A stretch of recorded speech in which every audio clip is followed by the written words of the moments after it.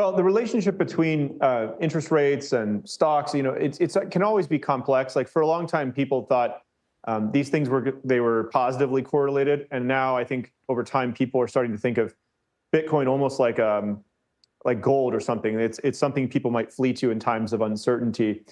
So it's a hybrid between those two things. But I try not to get too caught up in the short-term trends. What I try to do is look at the long-term trends. And there's a couple of big tailwinds now, which lead me to think that there's a good chance Bitcoin could be at $1 million per coin, by 2030 or so. And that's partly it's the regulatory clarity that's emerging. I mentioned the Genius Act, and now with market structure legislation, hopefully getting close, that could be a major moment. We also saw the United States of America now has a strategic Bitcoin reserve. So if the United States government is going to begin holding Bitcoin, I think that's going to be a massive driver of demand, and the rest of the G20 countries will probably follow suit.